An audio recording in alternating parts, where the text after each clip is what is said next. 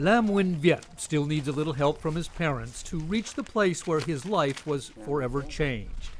This is the field where Viet and his best friend Hao Vo stumbled across an old rusted mortar shell. The shell exploded when they tried to pick it up. Viet lost sight in one eye, nearly lost both legs. His friend Vo was killed. Another grim statistic in one of the deadliest legacies of the Vietnam War. This right here is a 82mm mortar, and this could do a lot of damage. UXO, they call it, a no-nonsense military designation for unexploded ordnance.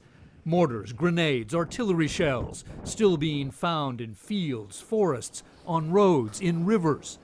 American demolition expert Chris Matute says any one of these relics could maim or kill. He should know, a former Marine who did 3 tours of duty in Iraq, defusing roadside bombs and IEDs. Run the wire back to the control point. Matute is now helping the Vietnamese find and destroy ordnance from a war fought before he was born. Does it surprise you that a field can still be so deadly 35, 40 years after the fighting took place? No, not at all. That's one of the things that's not understood by the general public. By some estimates, there are nearly 1 million tons of unexploded ordnance in Vietnam, contaminating up to 20% of the countryside, with one of the heaviest concentrations in Quang Tri province, the narrow strip of Vietnam that once separated the communist north from the U.S.-backed south. The DMZ, it was called, the demilitarized zone. It was hardly that. Some of the most intense and brutal ground fighting and aerial bombing of the war took place in this region. More than 3 decades on, bomb craters still pockmark the countryside for miles on end. Today, Quang Tri is a front line once again for groups like Renew, a U.S.-funded project to train and deploy Vietnamese UXO teams with the latest safety equipment and technology, including this high-tech tractor fitted with an oversized metal detector, computers, and GPS system. It can cover an area the size of 100 football fields in just a matter of days, mapping out precise grids where deadly ordnance might be found. Grid by grid, the search is then narrowed by teams with handheld detectors.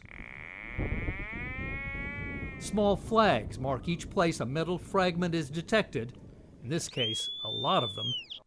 Then the most dangerous chore, slow, methodical probing by hand until each piece of metal is found and identified.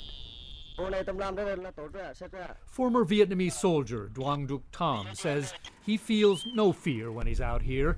He's confident that the training and equipment from his American friends will keep him safe. And whatever the risk, it's worth it. I feel like I'm in a battle to win back the land, he says, for the people who need it to live safely. Is this typical of what you find out here? This is very typical of what we find out here. Matute says this is just the sort of shell that could be set off by an accidental kick or simply by static electricity. Who knows what conditions are inside of that? I'm not going to chip away at that aluminum to find out, what condition this fuse is. That's just silly. So we have to treat it as if it were sensitive. There is only one way to be certain this shell is out of commission for good: blow it up, right where it was found.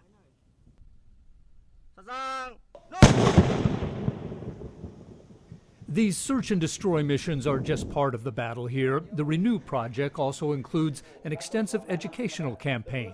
Public awareness is a powerful weapon as well. In Quang Tri, we found graphic billboards posted along village roads, next to rice fields, next to schools. Yet even with the best education, the best trained demolition teams, and the best equipment, the curse of unexploded ordnance could be with Vietnam for generations to come. Several hundred devices each year are only discovered when they explode, plowed up by an unsuspecting farmer, picked up by scavengers looking for scrap metal to sell, or just stumbled upon by children playing in a riverbed. Lam Nguyen Viet had been taught the dangers, but a momentary lapse in judgment left him crippled for life and took the life of his best friend, Hao Vo. At Vo's home, a grieving family tells us the boys had often been warned to stay away from rusted metal in the fields. His mother is still asking, What more could we have done? This is Mark Litke reporting for Worldfocus in Quang Tri Province, Vietnam.